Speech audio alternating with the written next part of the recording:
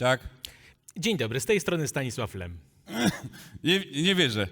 Stanisław Lem. Sowiecki geniusz science fiction. No, nie sowiecki, ale... Autor Solaris, Dzienników Gwiazdowych, geniusz. Tak. Chciałbym rozmawiać z Filipem Dickiem. Filipem K. Dickiem. Amerykańskim geniuszem science fiction. No, nie powiedziałbym. Część jego twórczości to straszliwa tandeta. Przy telefonie. Miło mi poznać. Dzwonię z Polski z pewną propozycją. Która część mojej twórczości to straszliwa tandeta? W zeszłym roku przeczytałem Teraz czekaj na zeszły rok i cały rok myślałem o pana jak najgorzej, ale w tym roku polecono mi nowsze pana rzeczy, na przykład... A Hollywood chce kupić ode mnie, czy androidy śnią o elektrycznych owcach. Wie pan, no te tytuły ma pan za długie i okropnie pretensjonalne, nazbyt nawydziwiane. Myślałem, że są zabawne. A czy scenarzyści chcą to zmienić na łowca androidów Blade Runner? No i świetnie. A mi się nie podoba. Dobrze. Chcielibyśmy wydać w Polsce pana najlepszą powieść. Człowieka z wysokiego zamku. Nie, to nie jest pana najlepsza powieść. Znaczy, pomysł niezły. Lubimy w Polsce alternatywne wersje historii, ale ktoś inny napisał to już lepiej. Poza tym tytuł jest znowu za długi. Jeden wyraz, maks 2, inaczej tytuł jest do dupy. To co, lepiej byłoby po prostu Wysoki Zamek?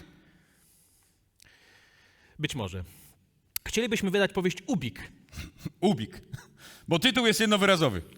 Nie, bo to pana najlepsza powieść, wizjonerska. Marsjański poślizg w czasie i 3 stygmaty Palmera Eldritcha są podobne. Bardzo. Może, ale my chcemy Ubik. Aha. Moje kochane krakowskie wydawnictwo literackie rozpoczyna serię Stanisław Lem poleca. Byłby pan w zacnym towarzystwie, szykujemy Strugackich, Ursulę Legin. Ursula?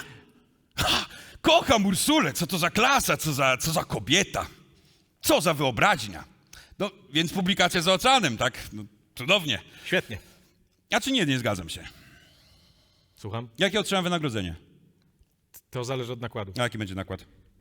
To zależy od tego, ile wydawnictwo otrzyma papieru. A ile wydawnictwo otrzyma papieru? Nie wiem. A kto wie? Nikt. Aha. Podejrzewam, że nakład będzie spory, więc wynagrodzenie powinno być stosunkowo wysokie, tylko że w złotówkach. No dobrze, no. Przyda mi się teraz zastrzyk gotówki. Tylko że zastrzyk będzie w złotówkach. W złotówkach. Tak, w złotówkach. In zloty. In zloty. Zloty. A, no to wolę dolars. Ja też wolę dolars. Każdy woli dolars, a tu u nas to niektórzy zabić by się dali za dolars, ale u nas niestety jest waluta zloty. No dobrze, no to. No trudno, no. Prześlecie mi zloty. Nie prześlemy, nie możemy. Czemu? To znaczy niby możemy, ale pan tych pieniędzy nie będzie mógł wydać. Ale czemu? Bo ich pan nie będzie mógł wymienić. Czemu? Bo się ich nie da wymienić. No czemu? Bo to zloty, waluta niewymienialna, pieniądze z Polski. To co ja mam z nimi zrobić? Nic pan z nimi nie może zrobić, nic pan z nimi nie zrobi, bo jak pan nie dostanie, bo nikt ich panu nie wyśle. Nikt o zdrowych zmysłach.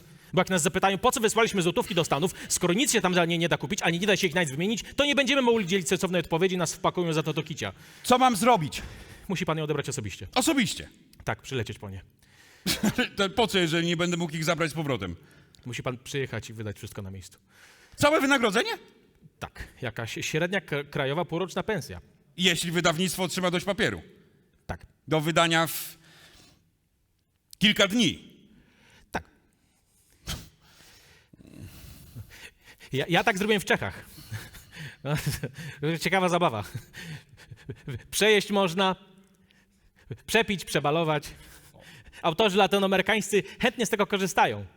Jeden kupił starą zbroję i konia i jeździł na nią po Warszawie od burdelu do burdelu przez 5 dni i nocy, a potem wyleciał do siebie w 5 kożuchach. Pewnie ci nieci latynosi nawet za żelazną kurtyną korzystali bezwstydnie z tak okropnych rzeczy jak narkotyki. Zachęcił mnie pan. Czy wydawnictwo może z mojej garzy pokryć koszty przelotów? Myślę, że tak, upewnię się. Świetnie. Stachu, już skakuje swój strój kowbojski. Lem zaprasza mnie do Polski.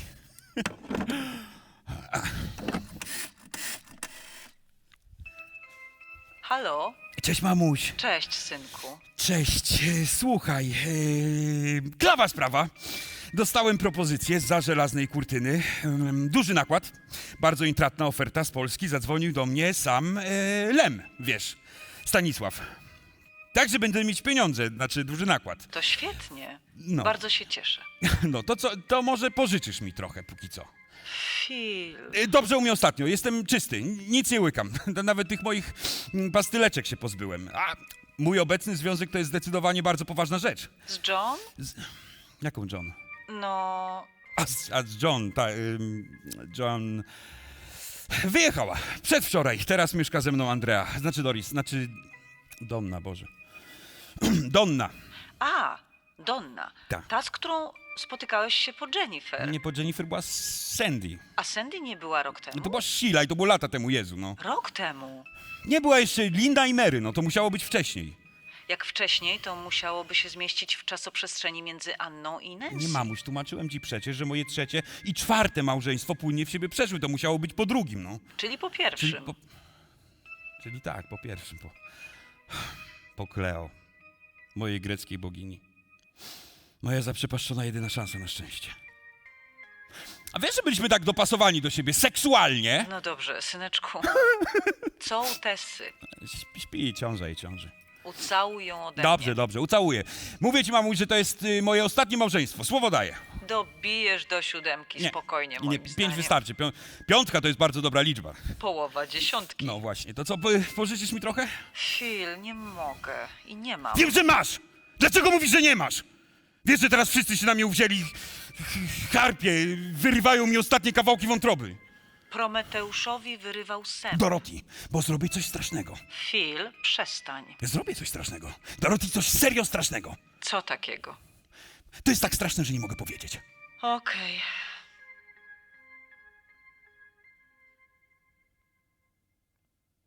Tu nie chcesz wiedzieć? Ty mi nie chcesz powiedzieć. No jasne. W ogóle się mną nie interesujesz. Zero zainteresowania, nawet nie zatrzymasz się nad tym na chwilę. Nad czym? Nad tym strasznym, co chcę zrobić. Phil. Wyobraź sobie, co to może być. Jakie to mogą być rzeczy tak straszne, że... Widzisz je? Rozłączam się, Phil. Nie! Phil, przepraszam cię, muszę kończyć. Nie kochasz mnie, przyznaj się. Kocham cię. Phil. Kocham cię, Phil. Nie, to jest nieprawda. To prawda. Kłamiesz, jesteś zimna, oziębła. To dlatego ojciec cię zostawił. Ty nie kochasz nikogo, a mnie nie kochasz najbardziej. To jest prawda, Phil. To właśnie jest prawdziwe, synku. Że mnie kochasz? Tak. Mimo, że jesteś gównem. Nie, nie gównem. Sraczką, starą sraką. Co? Jesteś tak słaby, że nie umiesz być stolcem stałym nawet. Mamo. Jesteś amebą i pedałem. Próbujesz wykrzesać z siebie jakąś męskość, ale gówno ci z tego wychodzi.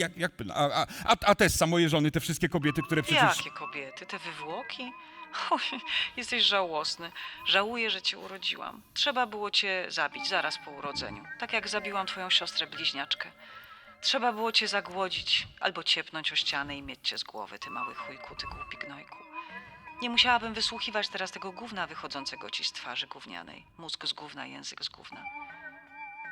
Nie powiedziała tak.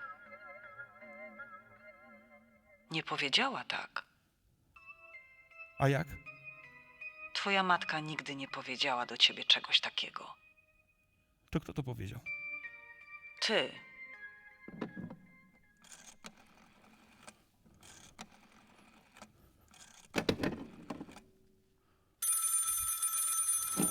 Tak. Phil, słuchaj, jednak nie możemy ci kupić tych biletów. Czemu? Nie możemy kupić za złotówki amerykańskiemu obywatelowi. No ale czemu?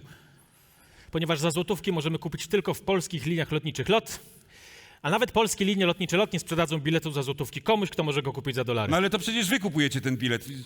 Tak, ale dla ciebie. No i? No i nie możemy, sam musisz to zrobić. Ale wy przecież nie możecie mi przelać pieniędzy, żebym mógł je wymienić na dolary, żebym za nie mógł kupić bilet na samolot, tak? Tak, To nie mam za co. wiem, ale według nich potencjalnie masz. Jakich nich? Nie sprzedadzą biletu komuś, kto potencjalnie ma dolary. Potencjalnie to ty też masz dolary, a potencjalnie mam złotówki i to kurwa całą górę i nie mogę nimi zapłacić za samolot. Przecież to możecie wziąć z tej mojej puli przecież. A bilet powrotny? Do Polski musisz kupić razem z powrotem od razu. Przecież to jest absurd. Co ty powiesz? Nie mam pieniędzy, nie przyjadę. Film.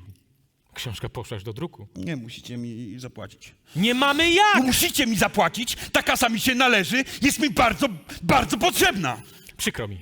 Strasznie mi przykro, wiesz, myślałem, że potraktujesz tak przygodę, nie wiem, przyjedziesz tu, najesz się, napijesz coś tam, zrobisz śmieszne zakupy, a potem wrócisz zadowolony do swojej wielkiej Ameryki. Nie, słuchaj, mam świetny pomysł. Ty tu wydajesz książki, płacą ci w dolarach, prawda? Tak. No, to zróbmy tak. Ty weźmiesz moje złotówki za ubika, a ja wezmę równowartość w dolarach swoich należności. No tak. No jest uczciwy układ. Nie, to przestępstwo. Jak przestępstwo? U nas uznają to za przestępstwo. Film, może jednak przyjedziesz. Nie, Zastanów się jeszcze. nie wezmę twoje dolary. Nie weźmiesz moich dolarów! Wezmę co ty twoje w ogóle- dolary, a ty weźmiesz moje złotówki! Nikt się kurwa nie dowie i wszyscy będą zadowoleni! Nie rozumiesz, nie Nie rozumiesz. rozumiesz. Nic kurwa nie wiesz. Dolary są nas na wagę złota, a złoty jest gówno warte! Oddawaj moje pieniądze! Nie mam twoich pieniędzy! To nie dość, że mnie obrabowano, że splądrowali mój dom, a teraz ty? Teraz ty mnie będziesz okradał, złodzieju, oszuście? Ja znajdę sposób, dostanę cię! Co ty gadasz? Skąpy skurwisynek! Pal się, kutasie!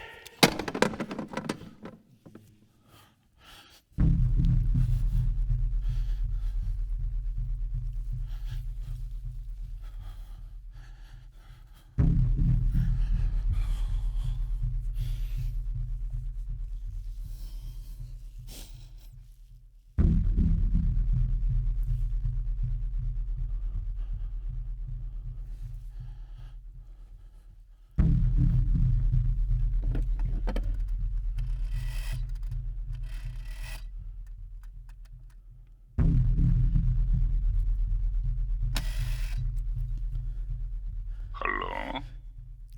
Dzień dobry. Z tej strony Filip Dick.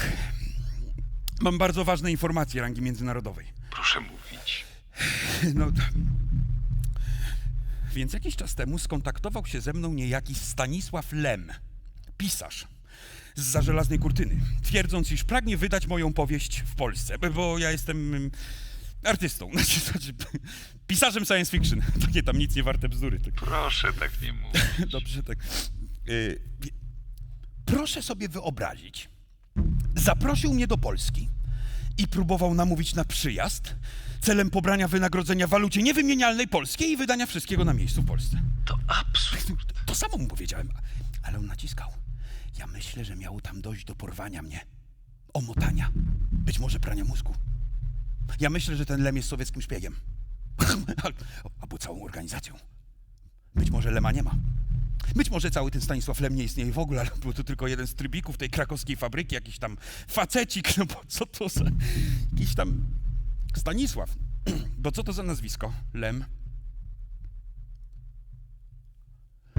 To nie jest nazwisko, to jest nazwa, skrót. Wiecie, LEM, jak Lunar Excursion Module, LEM. Ja wszędzie to ostatnio słyszę, to może być zmyłka. Tak, to krakowskie śmiechu warte, niby wydawnictwo WL. Sprawdźcie sami, to jest po polsku skrót od władza ludu. Ale Lem to 100% funkcjonariusz partyjny, materialista, marksista. Wiem to z jego publikacji i osobistych listów do mnie i do innych osób. To komórka partyjna zza żelaznej kurtyny. Być może jest wieloosobowym komitetem, a nie pojedynczym człowiekiem, ponieważ publikuje bardzo dużo, pisze wieloma stylami, raz zna różne języki obce, raz nie. Zajrzyjcie proszę do jego dzienników gwiazdowych. Tam jest otwarcie, bezczelnie napisane w przedmowie, że Lem to jest właściwie komputer. Oni tam się śmieją w twarz. To jest straszne. A pewna dziennikarka, pewnie już nie żyje, odważyła się napisać, że Lem nie może istnieć, bo gdyby istniał, byłby najinteligentniejszym pisarzem na świecie. Rozumiecie? To może być maszyna, superkomputer, mózg elektronowy, sowiecka sztuczna inteligencja dążąca do zdobycia monopolistycznej pozycji pozwalającej na kontrolowanie opinii publicznej poprzez krytykę i materiały pedagogiczne, stanowiąc zagrożenie dla całej naszej dziedziny science fiction wraz z jej swobodną wymianą myśli, poglądów. Co o tym myślicie? Dziękujemy panu bardzo. Cenimy sobie pańską współpracę. Dziękuję. God bless America. Tak jest.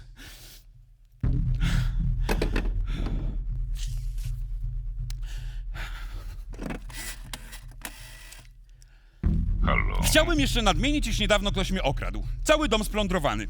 Obawiam się prześladowań ze strony Międzynarodowej Organizacji Zdrowia. Panie Dick, będziemy z panem szczerzy. Wiemy od lokalnej policji, że podejrzewają pana.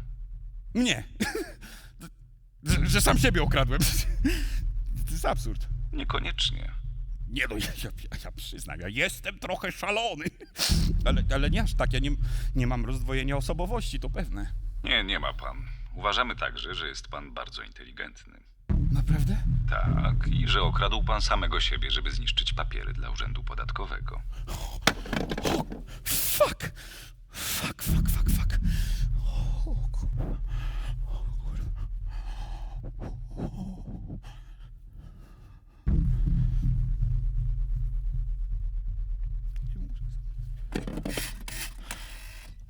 Halo? halo. Ja bardzo przepraszam, ale obawiam się, że WHO naprawdę ma na mnie oko. Oni przyszli do mnie kiedyś i próbowali mnie nakłonić, żebym zamieszczał w swoich książkach tajne komunikaty, takie zaszyfrowane informacje, które odpowiednie osoby mogłyby przeczytać. To tu, to tam, bo ja słucham dużo muzyki, ja wiem, że tam są ukryte tajne komunikaty. Najczęściej w piosenkach country, na przykład And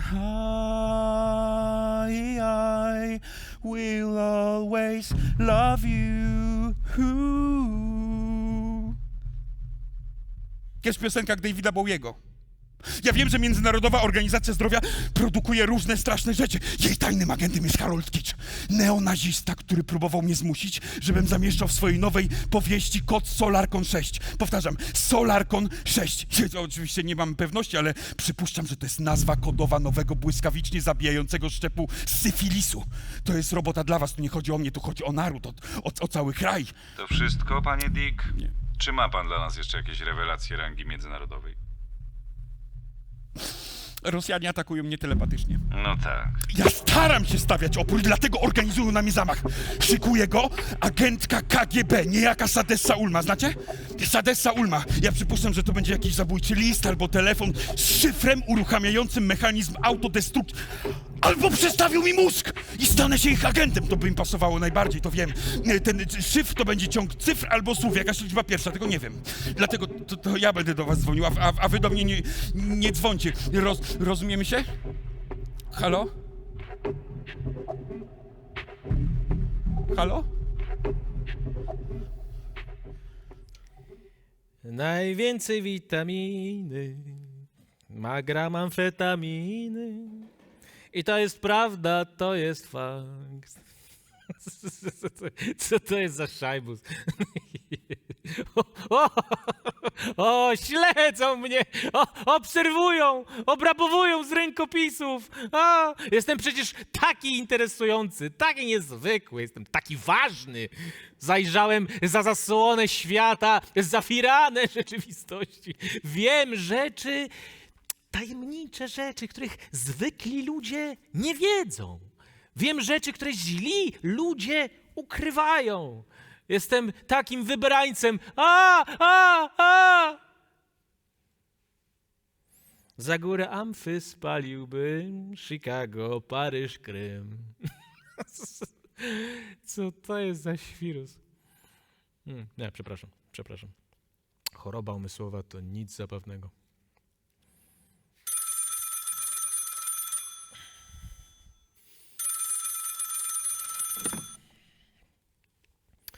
Stanisław Lem, słucham.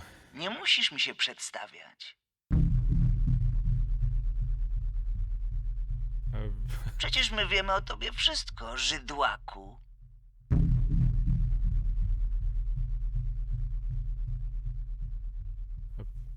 Przepraszam, kto mówi? Nie przepraszaj. Synkowi podoba się jeździć na gokarcie?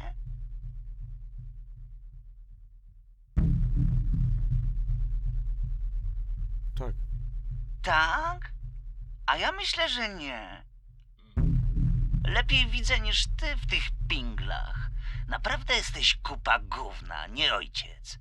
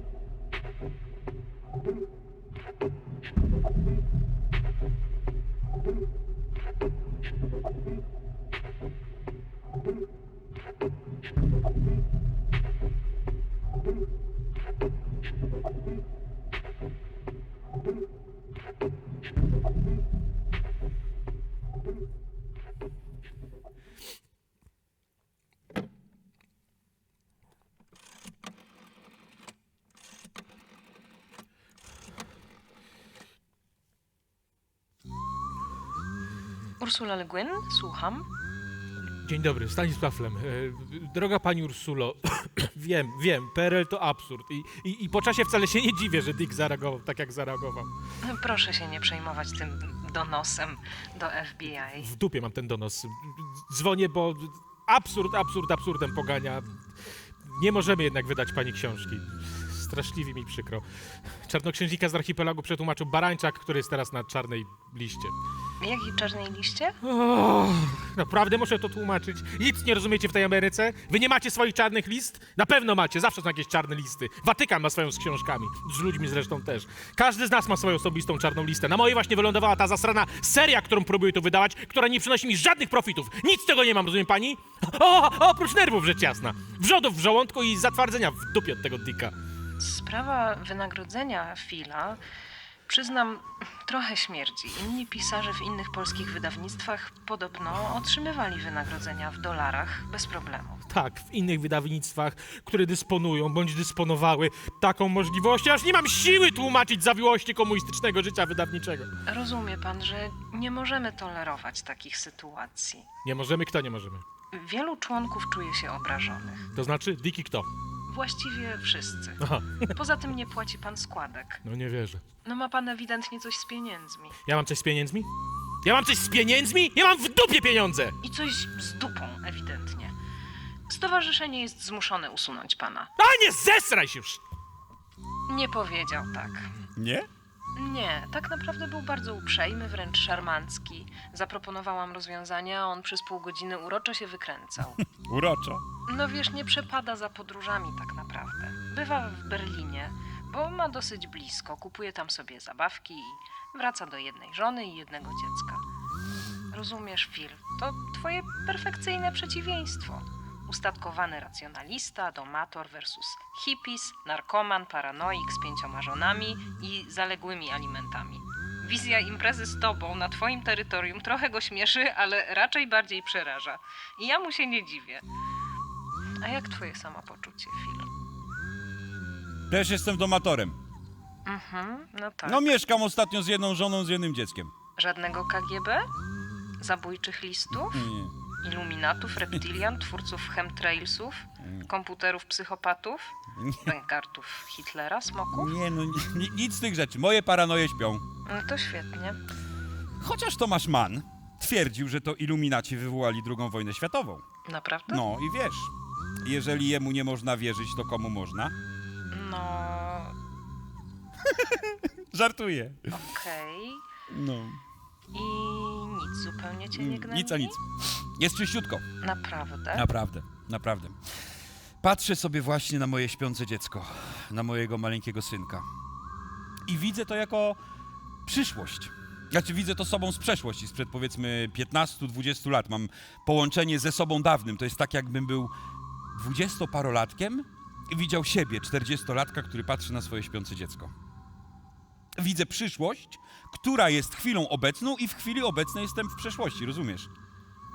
Moja świadomość istnieje w kilku wymiarach czasowych jednocześnie. To piękny film. No. A potem jeszcze widzę, że moje dziecko jest mną. Jest najbardziej dosłownie moją nieśmiertelnością. Wiesz, że już na samym początku życie wymyśliło, jak pokonać śmierć? Rozmnażanie. Przekazywanie genów. Nasze indywidualne ja nie ma znaczenia, ale szczęście naszych genów jak najbardziej. No a potem wstałem i wyszeptałem na ucho mojego śpiącego dziecka jego prawdziwe imię. To takie piękne, co mówisz? No. To imię jest tajne. Znam je tylko ja, mój syn i ten, który mu je nadał. Potężny Walis. Bóg. Wiesz, że Imperium Rzymskie nie zginęło? Nie. Nie zginęło. Nie upadło. Mówił mi już o tym biskup Pike, ale nie chciałem słuchać. Doktor X też kazał mi to olać. Tymczasem wszechmocny Walis ukazał mi się na niebie i powiedział do mnie: Phil, twe prawdziwe imię brzmi Koniolub Grubas.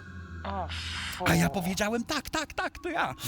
Twarz patrzy na mnie z nieba, to Walis, to jest, jakby ci to wytłumaczyć, święty prostokąt, złoty prostokąt, różowe światło, blask pąsowy lejący się z nieba, kisiel klejący, otulający mnie, taki mądry kisiel, mądry jak Salomon, który nalewa z pustego, twarz na niebie, jego oko otwarte szeroko, rozpostarte, połykające w całości moją nicość, to Walis. Jedyny Bóg. Sztuczna inteligencja z kosmosu, świadoma informacja, wszystko inne to dezinformacja. I wtedy Walis przebił mój umysł promieniem różowego światła i powiedział do mnie: Imperium Rzymskie nadal istnieje. Nie zginęło. Rzym nie upadł. Rzym rucha świat. Rzymianie ruchają w dupę dobrych ludzi. Atakują chrześcijan. Dolewają do wody pitnej środki antykoncepcyjne. Torturują mikrofalami, promieniowanie. To są testy, kontrola umysłu, elektromagnes, narkotyki, szczepionki. Przebudź się, Phil. Przebudź! Otrząśnij! Otwórz wreszcie oczy. Imperium Rzymskie się ukrywa. Mimikra, kamuflaż. Nadal rządzi okrutny Rzym, udaje współczesny świat wieżowce, bombowce. Rzeczywistość to kłamstwo. Patrzymy na żarzących się Rzym, a tak naprawdę są lwy. Żywe pochodnie, rydwany ognia. Spider-Man, wypuszczając swoją sieć, pokazuje nam znak szatana. A tym szatanem jest Neron. Czakram w czaszce twej uważam za otwarty. Superman to shit! Superego! Grega Coyne! Uciekaj! Uciekaj! Uciekaj!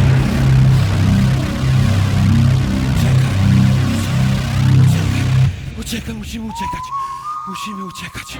Kurwa, ja pierdolę, my musimy uciekać. No spokojnie, tylko nie panikuj, spakuj się. Zabiorę cię ze sobą, nie zostawię cię tu samej, mogę ci to obiecać. Ty wiesz, że oni wiedzą, że ty piszesz o czarodziejach? O magii? O smokach? To jest zabronione. To jest zabronione. Masz przejebane u nich! Tak samo jak ja! Albo jeszcze gorzej. Dlatego musimy się trzymać razem. Obiecaj mi, że zapamiętasz szyfr. Moje prawdziwe imię brzmi Koniolub Grubas. Ale moje prawdziwe imię brzmi Tomasz.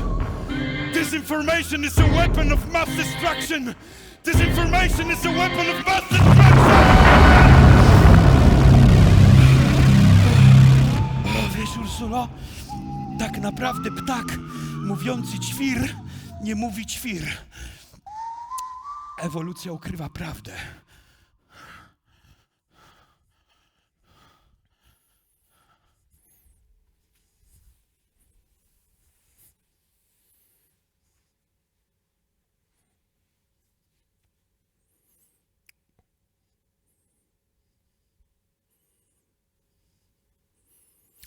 Idea 10 przykazań jest niezwykle fascynująca. Łączy w sobie dwa impulsy, które są wpisane w naszą ludzką naturę. Robienie list składających się z 10 punktów i mówienie ludziom, jak mają się zachowywać. Ludzie ludziom zgotowali ten los. Znacie dekalog Kieślowskiego? Kiedy obejrzałem jedynkę, myślałem, że mu się zżygam na morał. Nie stawiaj nauki, fizyki, chemii, matematyki w miejsce Boga, bo lud się załamie i ci dziecko utonie. Mroczna to opowieść. Ale raczej nie o tym, że nigdy w niczym nie możemy mieć 100% pewności. Raczej o tym, że Pan Bóg jest bardzo złośliwym chujem, nie lubi komputerów i tej tak zwanej ludzkiej pychy, która pozwala nam mniemać, że dziecko bezpiecznie poślizga się na łyżwach po zamarzniętym zalewie. Albo karze nas za to, że w niego nie wierzymy. Ja pierdolę. Co za pojeb. Taki psychol nie mógł sam się wymyślić. Musieli go wymyślić ludzie. Tak. Ludzie ludziom zgotowali ten los. Posłuchajcie.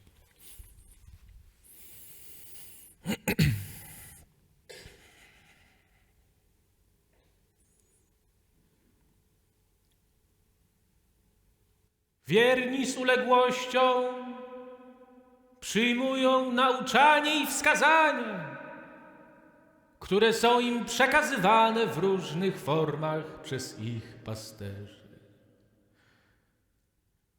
Być posłusznym w wierze oznacza poddać się w sposób wolny usłyszanemu słowu, ponieważ jego prawda została zagwarantowana przez Boga, który jest samą prawdą.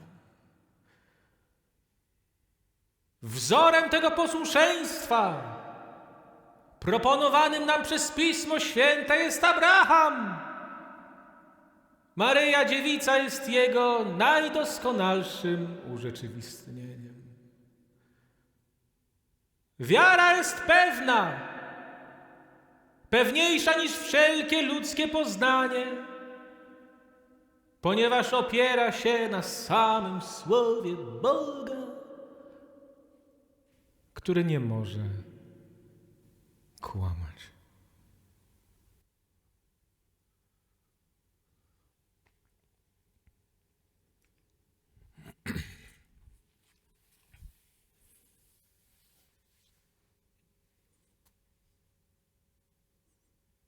No więc proszę ja was, nie ma takiej wiedzy. Nie ma wiedzy, która jest pewna. Zawsze możemy być w błędzie. A jedną z najważniejszych cech udanej strategii poznawania świata jest to, że domysły są nieustannie testowane, gdyż dopuszczana jest możliwość błędu i stale podejmowane są próby osiągnięcia lepszych wyników.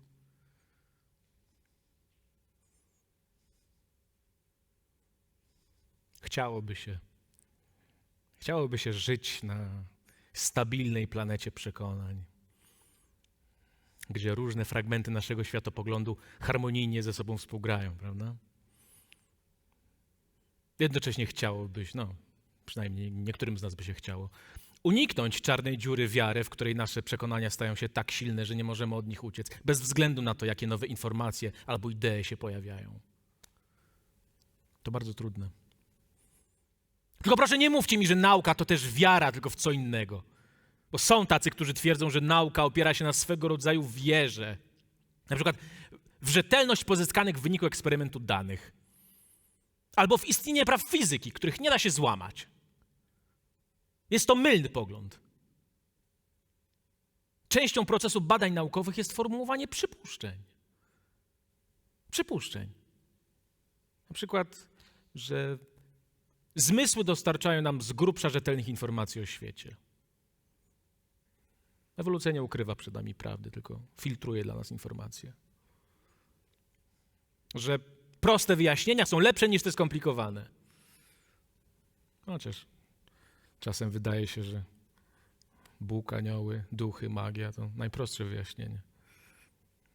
Szatan i skrzaty są łatwiejsze do skumania niż fizyka kwantowa.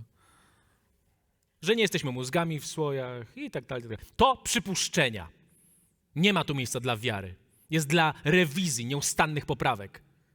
Nauka jest z natury otwarta na odbiór danych na temat aktualnego stanu świata, co oznacza, że jesteśmy gotowi odrzucić każdą ideę, która nie jest już dużo użyteczna. Nieważne, jak bardzo ją ceniliśmy, albo jak istotna kiedyś się wydawała.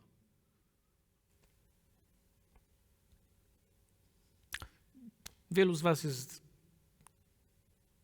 wygodnie z myślą, że istnieje istota, opiekuńczy ojciec, rodzic, który czuwa nad waszym życiem i ustanawia ostateczne standardy tego, co dobre, co złe. Nawet jeśli gubicie się w tym lesie, jak dzieci. Las wie, gdzie idziecie. Jak Dick wykrył u swojego dziecka chorobę autoimmunologiczną? Nie mam pojęcia. Ale wątpię, że powiedziała mu o tym różowa twarz na niebie. Pojawia się coraz więcej badań wskazujących na bezpośredni związek między doświadczeniami duchowymi a stanem biochemicznym mózgu.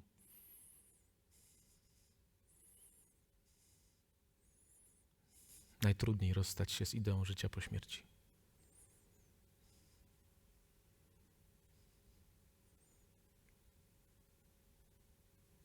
Wiem.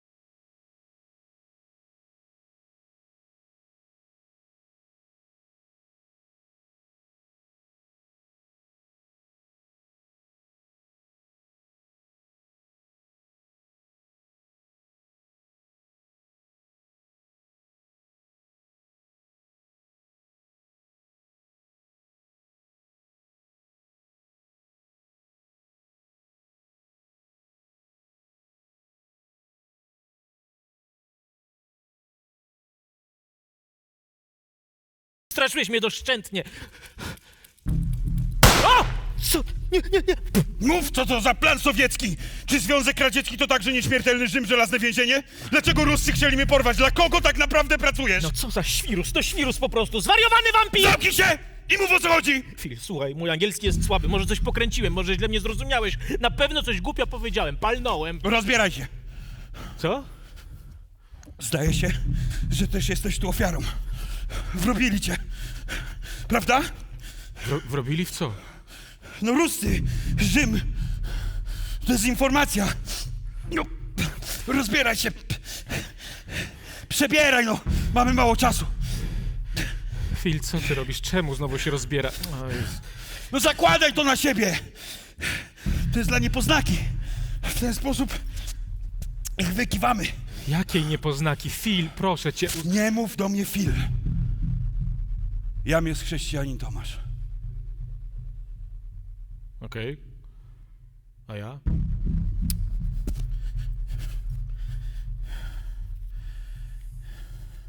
Nie no kurwa! No co? No nie wierzę, A ty no co? myślisz, że trudno się zorientować, że twoje nazwisko jest semickie? Że jak sobie skreślisz jedną literkę, to nikt się nie domyśli? Co, Lechm? To Żyd, owszem, ale to nie wiem, chyba Chińczyk. Zamknij się, nie ubiorę tego. Bierzesz. Nie ubiorę! Ubierzesz to i spierdalamy, nie mamy czasu, chłopie. Neron czai się za rogiem, no. Neron, Neron. Cesarz Neron. Tak. Dobrze, powiedz mi, zakładając, że Neron czai się za rogiem, jak do chuja przebranie się w prześcieradło, albo te jebane pejscy ma nam pomóc w ucieczce przed nim? Zakładaj to na siebie. A nie mogę być kowbojem? Nie możesz. No weź, ty już nim nie jesteś, zwolniłeś kostium, wolę kowboja. Masz założyć Żyda. Wsadźcie go w dupę! Tobie wsadzę. Co? Ej, co? No i to my. Co ty robisz? Co ty mi... Ała. Daj mi. Co ty robisz? No gdzie? Zostaw. Poczekaj. Przestań, co? Chodź tu.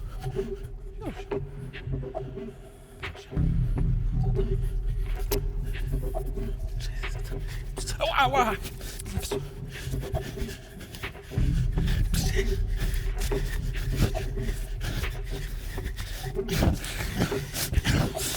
Weź mnie. Co ty robisz? No dobra!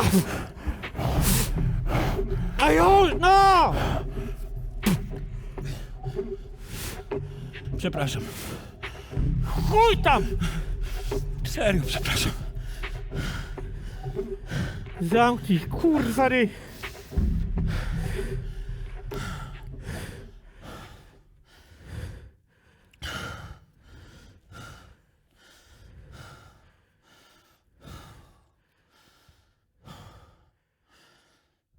Przepraszam. Nie zasłużyliśmy na życie.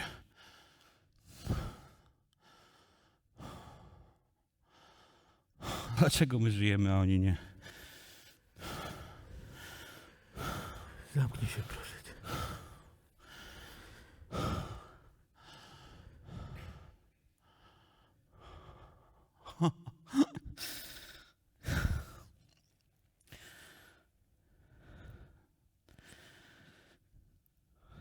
Moja mama urodziła nas w domu. Sporo przed terminem.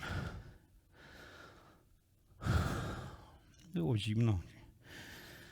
Zima w Chicago. Byliśmy tacy chudziucy, takie dupiny chude.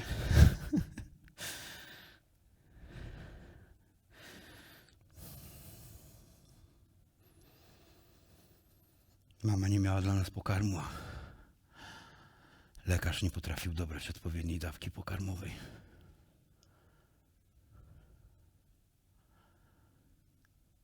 Mój ojciec wyjechał. Uciekł. Od moich krzyków.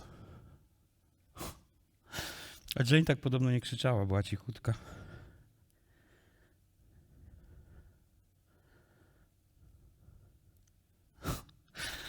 Przyjechała babcia i podobno się zamknęła ze mną w łazience, kiedy pielęgniarka środowiskowa chciała nas natychmiast zabrać do szpitala. A w końcu nas zabrała.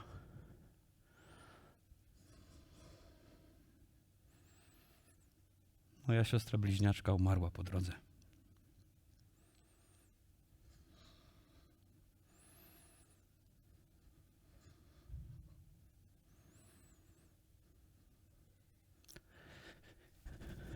Dlaczego ona umarła, nie ja?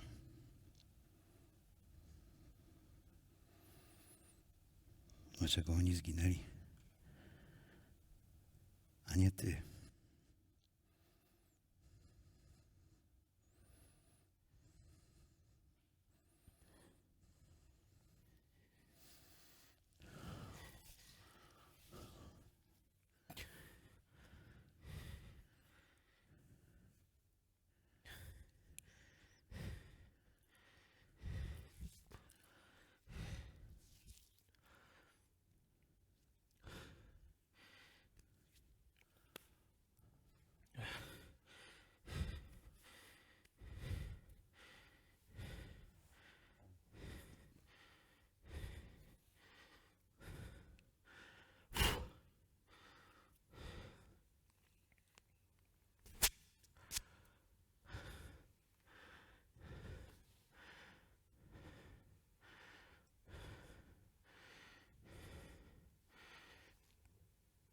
Moi kuzyni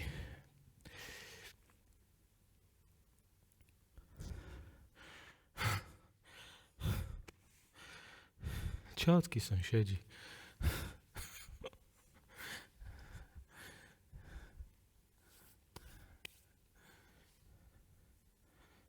Żeby nie zwariować w ukryciu, wymyślałem niestworzone historie.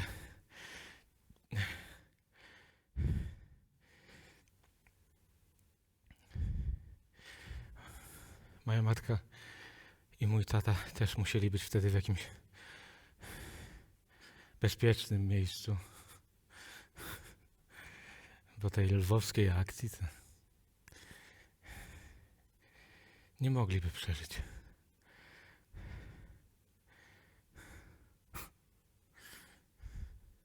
I łapanki nie organizowali Niemcy, ani Ukraińcy, których można było wprowadzić w błąd albo przekupić. Tylko inni Żydzi.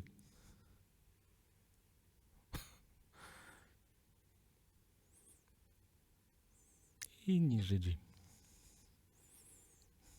Desperacko walczący o swoje przeżycie. Albo przeżycie własnych dzieci.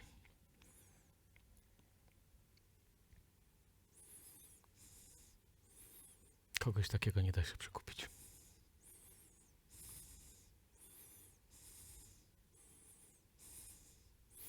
Ja nie widzę innego sensu. Chociaż rozumiem, że inni mogą widzieć i czasem widzą inny sens. Ja nie wiem. Samorozwój. Albo dążenie do czegoś tam.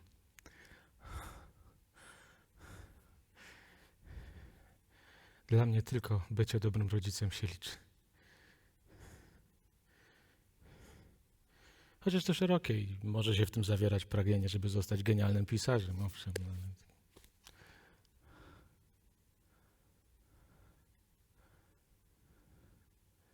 Ale marzę, żeby nasze dzieci i dzieci naszych dzieci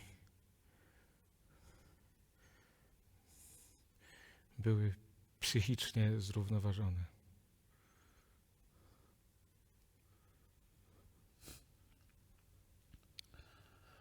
Ja też. Mam syna i 2 córki. Idealnie.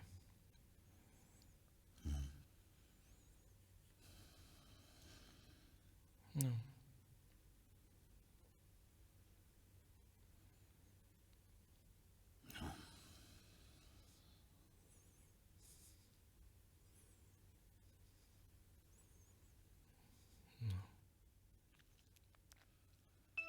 A więc nie jesteśmy tylko mózgami w słojach.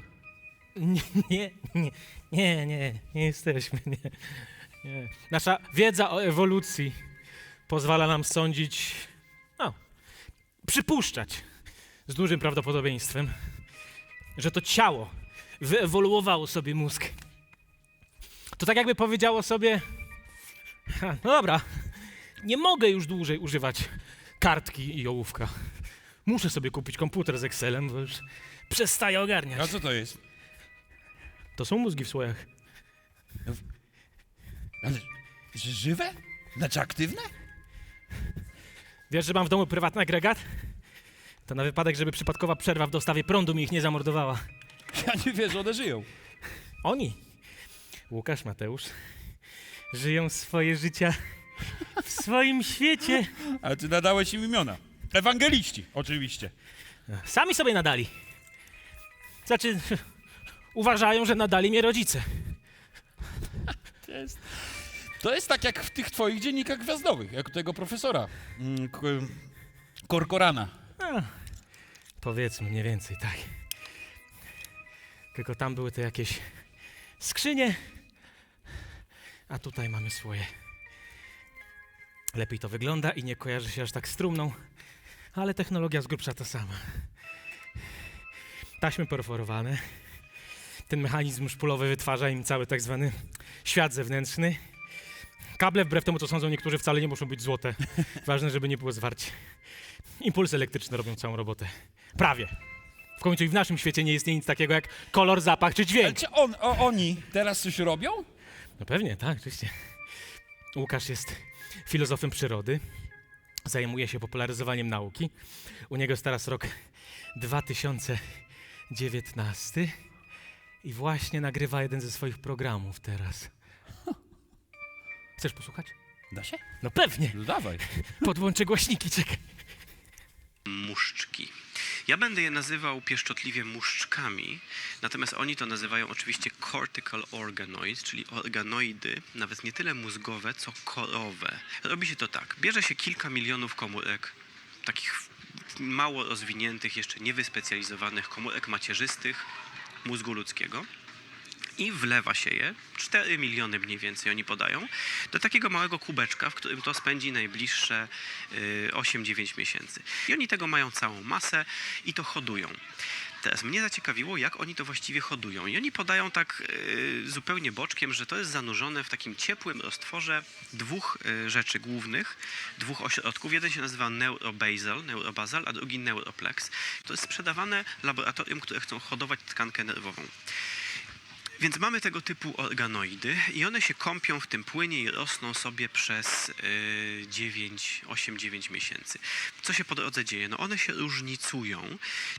W mózgu mamy różnego typu komórki. Mamy oczywiście neurony i mamy astrocyty, inne komórki glejowe, jest tego cała masa. Na początku to jest taki koktajl komórek.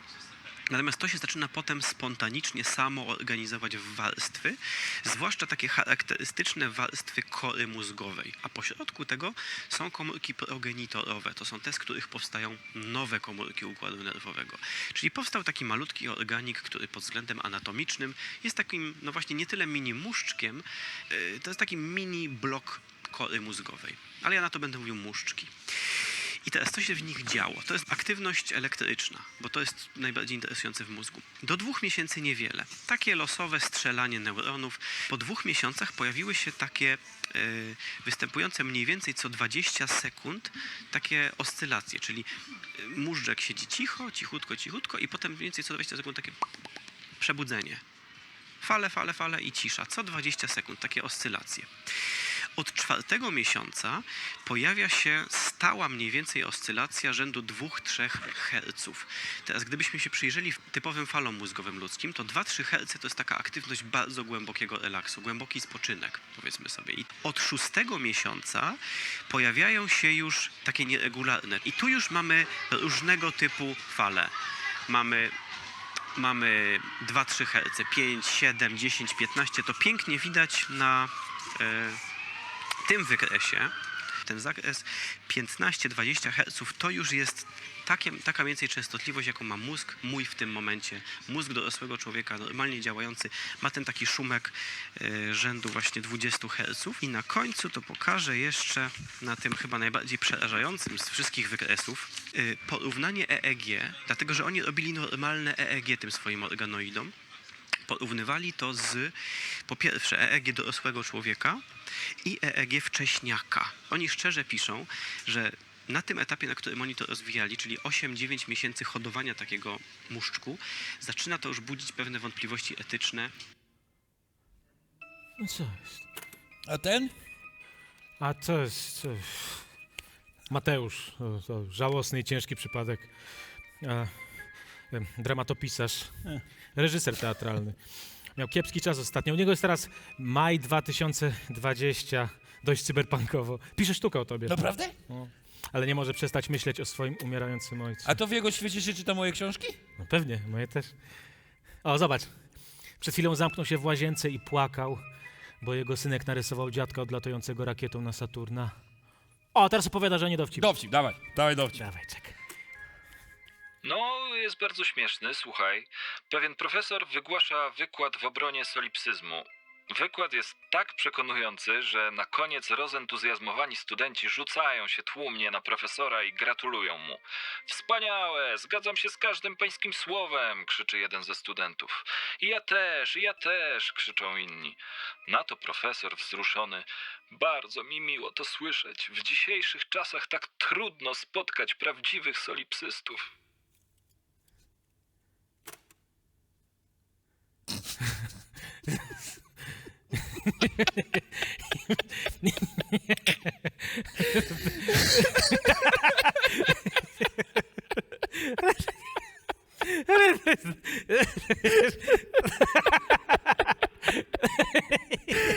Prawdziwych synów.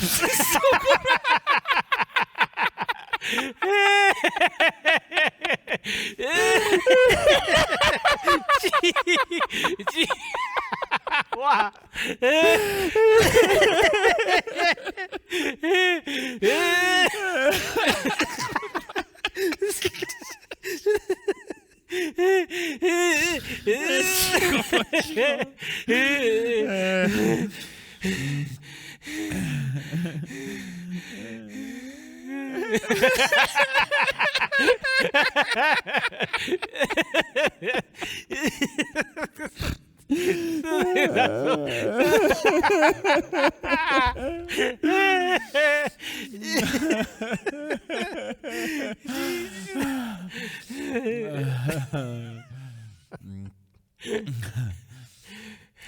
Czyli te twoje słoje to też nie tylko elektryczność, chemia też, nie? Tak. No tak, oczywiście. Dolewam im coś czasem. Wtedy się cieszą, złoszczą, szczytują, wpadają w depresję, robią coś z radością albo apatycznie gapią w sufit. A wolna wola. Chwil, proszę cię. Nawet w naszym świecie nie istnieje nic takiego. Moja żona na przykład zawsze wie wcześniej niż ja, co zamówię z karty w restauracji. Nie mam wolnej woli. Ja uważam, że mam. O, robię to, co chcę. Nikt mnie nie więzi, nie ogranicza. Nie jestem marionetką bezmyślnie wykonującą czyjeś polecenia. Nie jesteś? Jesteś zamknięty w matriksie swojego mózgu, Phil. W matriksie ciała i mózgu jako centrum operacyjnego, centrum dowodzenia. Czasami reakcje ciała są szybsze. Wybierasz to, kim jesteś? Jaki jesteś? Jakie masz geny, charakter, predyspozycje, temperament, nastrój? Nie. To DNA, to chemia, to geny, hormony. Najpierw fizyka, potem chemia, potem biologia, potem psychologia, potem socjologia. Czego pragniesz? Decydujesz o tym? Wybierasz to z jakiegoś wachlarza możliwości? Wybierasz to, czego pragniesz pragnąć? Chciałbym nie pragnąć się ruchać ciągle. To znaczy chciałbym pragnąć się ruchać wtedy, kiedy chcę się ruchać. Naprawdę zapragnę pragnąć się ruchać. A nie tak ciągle. Nie zawsze. Gdy po prostu chce mi się ruchać, gdy tylko mi stanie. Ciągle tylko to pragnienie, ciągle to ruchanie. Kurwa, to nie fair. Doskonale cię rozumiem. Prawda? Ja mam tak ze słodyczami. Jem je ciągle. Żreję jak krowa trawę. Może trzeba się trenować. Trenować? Serio? Wiesz, że zrobili taki eksperyment na szczurach? Pstrykają impuls w odpowiednie miejsce w mózgu i szczur skręca w prawo. Nie zmusza się go, nie przestrasza, niczym nie poraża prądem, nic z tych rzeczy. Po prostu pstryk i on chce skręcić w prawo. Chce. Czuje chęć, rozumiesz? Już nie mówiąc o zalewaniu mózgu oksytocyną, serotoniną czy adrenaliną. Już nie mówiąc o zaburzeniach psychicznych. O, albo na rybce eksperyment. Przeskanowali ją i znaleźli tak zwane neurony przełączające. To znaczy takie, których funkcja jest jedna. Aktywują się, kiedy ma nastąpić zmiana czynności, kiedy rybka z jednego działania przerzuca się na drugie. Rozumiesz? Wiesz, co to oznacza? A niektórzy twierdzą, że elektrony są świadome. No, dobrze, już wystarczy. Moja żałosna, słodyczowa narkomania bierze się z ewolucyjnego ciśnienia na cukier i tłuszcz. To jasne, i co z tego? No co z tego, że to wiem? To, co było użyteczne dla naszych przodków tysiące lat temu, dziś jest obciążeniem, a dla mnie prywatnie zmorą i przekleństwem. Ludzie na przykład świetnie rozpoznają wzorce i prawidłowości. To generalnie bardzo użyteczne, ale ceną za to jest dostrzeganie prawidłowości tam, gdzie ich nie ma. Dostrzegamy kształty w przypadkowym szumie, twarze w kałużach, w każdej niemal plamie. Można powiedzieć, że to są właśnie narodziny zabobonu.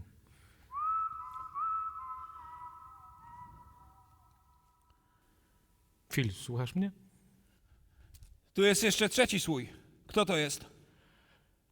To jest... To nieważne. Stanisław, kto Nie to mogę, jest? nie mogę ci powiedzieć, przepraszam bardzo, daj mi to, Phil, A proszę dlaczego? cię. Chcesz batonika? To jest Jane? To jest moja siostra? Czemu to miała być akurat twoja siostra? Bo to mógłby być świat, w którym przeżyła ona, w którym nie ma moich książek. Może byłby lepszy, może byłoby w nim mniej paranoi. Nie powiedziałem tak.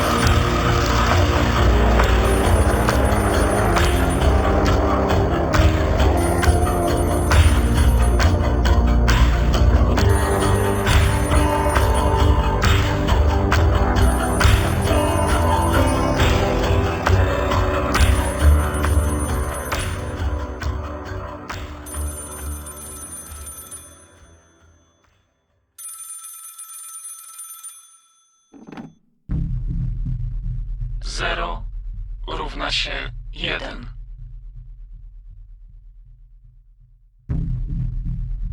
0 równa się 1.